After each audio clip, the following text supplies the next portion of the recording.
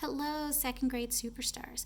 Welcome to lesson 3 for week number 2 in our ELA distance learning. Today, we're still working with the story Me Jane. However, we're going to be focusing on story structure. And we'll do that through a couple different assignments. So this lesson is actually pretty long and should take you a couple of days to finish it. So you can turn in your assignments by taking photos of them and sending them in a private message to your teacher by Wednesday, Thursday at the very, very latest.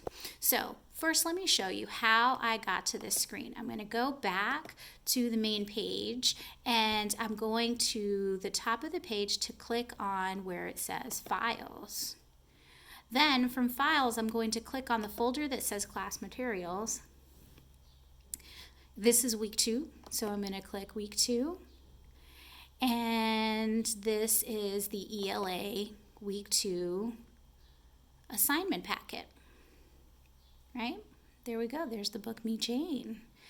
So I'm going to use the arrow button to scroll down to lesson 3. All right. So the first thing that you need to do is you need to reread the story Me Jane, right? And you can do that with the same link that you've been using. And I want you to really pay attention to how the author has started with Jane as a child, right? And it ends up with her having a career. So let's take a look at the story structure poster that's in here. It's a couple of pages down. And so the reason that the author decided to use Jane as a kid is that he wanted to focus on how her interest as a child led to her career. So let's go back up. So we need to keep that in mind as we're listening to the story again, right? What things did Jane like as a kid that led her to a career working with chimpanzees? Now, something that will help you while you're listening to the story again is the question cards. You guys are really familiar with the question cards. And the question cards are pretty specific. Like this one says before reading, right? And then there are a couple that have teacher next to it. That parents can do with you. However, these questions that are here, I know that there are a lot of them here, so choose at least 3. Now, if you want to do more than 3, that's totally fine. You can go above and beyond and do that. But I want you to choose at least 3 questions to answer, any 3 that you like, and make sure that you send that to your teacher.